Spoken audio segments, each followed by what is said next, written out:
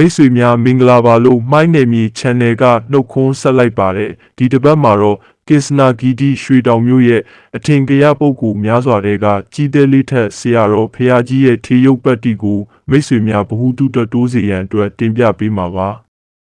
ရွှေတောင်မြို့ကြီးသေးလေးထက်ဆရာတော်ဖရာကြီးကိုကုန်းပေါင်ခေအလဲဘိုးတော်ဖရာခေါ်ပဒုံမင်းလက်ထက်မြန်မာတက္က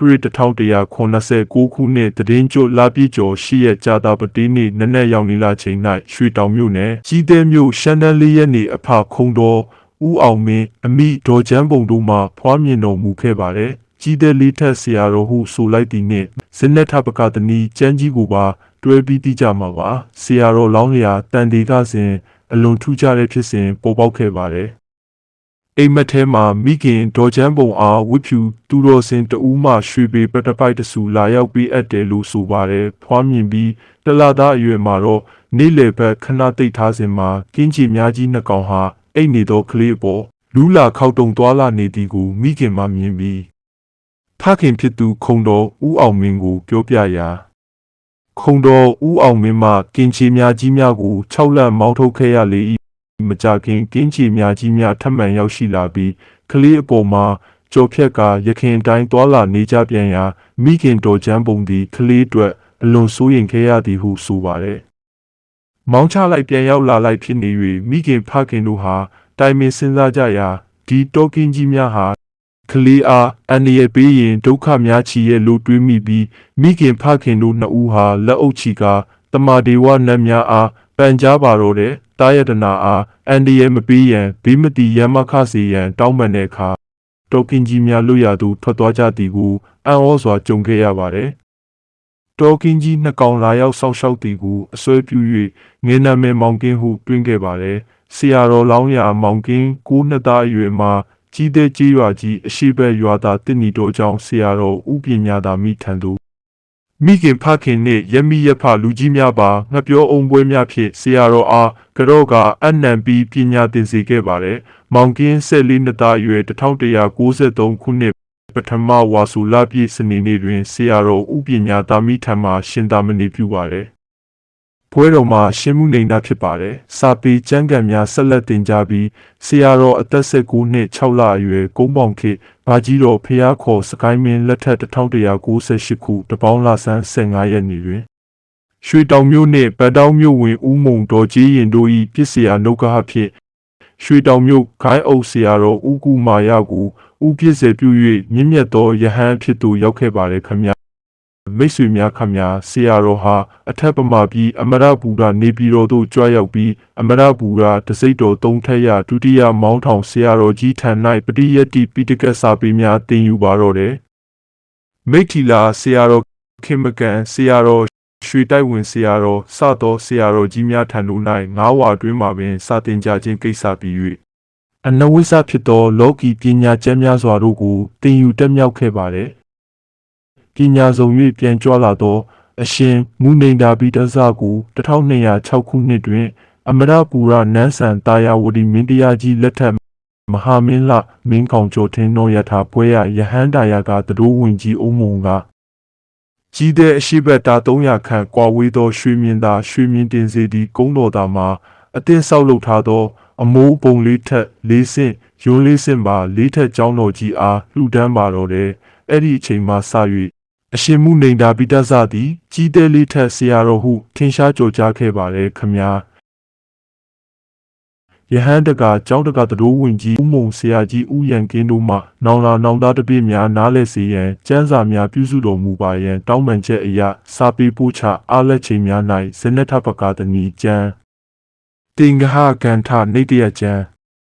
မနောယထပူရဏီကျမ်းမဟာဝင်ကျမ်းဆွေဆုံးကြောထင်အဖြေကျမ်းဝိမတိတ်စေတနီကျမ်းအစရှိသည်တို့ကိုပြုစုခဲ့ပါတယ်1119ခုနှစ်တွင်ကြီးကံရှင်ကြီး နန္ဒတဇာ၏1115ပုဒ်ပါသောဆွဲဆုံးကြောထင်ကျမ်းကြီးကိုအသက်60ကျော်ငယ်သောကြီးသေးလေးထက်ဆရာတော်ကအဖြေကြားရေးသားနိုင်သောကြောင့်နေပြည်တော်သို့တိုင်ဆရာတော်၏တည်င်းမှာကြော်ကြားခဲ့ပါသည်ဇနထပကတဏီကျမ်းဆွဲဆုံးကြောထင်အဖြေကြော်ကျမ်းတို့၏ကြော်ကြားမှုကြောင့်နေပြည်တော်ရှိဆရာတော်ကြီးများကတောနှင့်မတန်နေပြည်တော်မှာသာတည်င်းသုံးသင့်သည်ဟုပြောကြသောစကားကိုမင်းတို့မင်းကြီးတည်တဲ့အခါသာသနာပြုတင်ကစားဆရာတော်အားစုံစမ်းရန်လျှောက်ထားပါတော့တယ်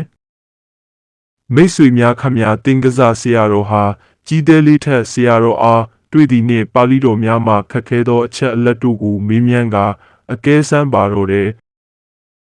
လေးထက်ဆရာတော်ဟာမိမိထက်နှစ်ဝါကြီးသောတင်ကစားဆရာတော်အားရိုသေစွာဝတ်ပြုပြီးနေပေါင်းများစွာဝေဖန်၍ဖြေကြားတော်မူရာညဖျားရှိခိုးပြီးသည့်အထိမဆုံးမဲရှိသဖြင့်တင်ကစားဆရာတော်ကကိုလေးထက်ရဲ့ခိတ္တရက်တော်မူပါဦးဟူတောင်းပန်ပြီးစိန်ဝစီအလားတတိပြတိပြေဆုံးပါ၏တောနှင့်မတန်နေပြီးတော့မှစာချအဖြစ်နေထိုင်သင့်ပါတယ်ဖျားတော်ကင်းဖြစ်၍ဒါပဲမြို့ကင်းသာဆိုလျင်ပို၍အစိတ်ပြင်းမည်ဟုလျှောက်ပါတယ်အဲ့ဒီအခါမှာရွှေတောင်မြို့သားကြီးတဲ့လေးထက်ဆရာတော်မှတင်ကစားဆရာတော်အားပြန်လဲလျှောက်ထားသောစကားဟာအမျိုးဘာသာတနာအတွက်အထူးကျေးဇူးကြီးမားလာပါတယ်ကြီးတဲ့လေးထက်ဆရာတော်လျှောက်ထားသည်မှာဆရာတော်ဖျားယခုအခါကလပ်ဖြူကလပ်လက်တို့တိုင်းပြည်ကိုလူရက်အနိုင်အထက်အုပ်ချုပ်နေသည်မှာတရက်မျိုးတို့တိုင်အောင်ရှိနေချေပြီးသူတို့ရဲ့နောက်မှတီးခြားအယူဝါဒများပါလာကြ၍ဗုဒ္ဓဝါဒအယောင်မင်းမိန်မီဘေးမှကဲတင်ချွေချွတ်ရန်တပည့်တော်များ၏တာဝန်ဖြစ်ပါသည်ဖျားနေပြည်တော်မှာထင်ရှားသည့်ဆရာတော်များရှိနေသဖြင့်သာသနာတော်အတွက်ဝင်လေးရန်အချက်မရှိပါဖျားတပည့်တော်အားရာဇဝလာပမင်းတစိတ်အလူခံ၍မင်းကျွမ်းဝင်ခွင့်မပြုပါရန်လျှောက်ထားတောင်းပန်လိုက်ပါတော့တယ်။တင်ကစားဆရာတော်လည်းလေးထက်ဆရာတော်ဤမိန်ကြားချက်ကိုအာရဝန္တာတာတို့၃ချိန်ခေါ်ကာမင်းနေပြည်တော်သို့ပြန်ကြွတော်မူပါတော့တယ်ခမညာထိုခေတ်ထိုအခါရက်ခဲလှစွာသောမင်းဆရာမင်းဆက်ကတ်သောဖွဲတစိတ်ကိုပင်ရက်ရောစွန့်ပေကအမျိုးဘာသာအရေးကိုအလေးပေးတော်မူသောရွှေတောင်မြို့ကြီးသေးလေးထက်ဆရာတော်ဖျားကြီးအရှင်မူနေတာပိတာဇာအားချီးကျူးပူဇော်၍မကုံနိုင်အောင်ရှိပါတော့တယ်ခမညာရွှေတောင်မြို့ကြီးသေးလေးထက်ဆရာတော်ကြီးရေးသားပြုစုခဲ့သောကျမ်းများမှာဇင်းနထပကတဏီကျမ်းနှင့်ဆွဲဆုံးကြော်ထင်ကျမ်းအပါအဝင်36ရှိပါတယ်ခမညာဆရာတော်တည်င်းသုံးခဲ့သောအကြောင်းများမှာဆရာတော်ယဟန်ဖြစ်ပြီးနောက်ရွှေတောင်မြို့ဂျာနီကန်ကျောင်း၌2နှစ်နေပြီးတော့အမရပူရ၌6နှစ်ကြီးသေးလေးထက်ကျောင်းကြီး၌19နှစ်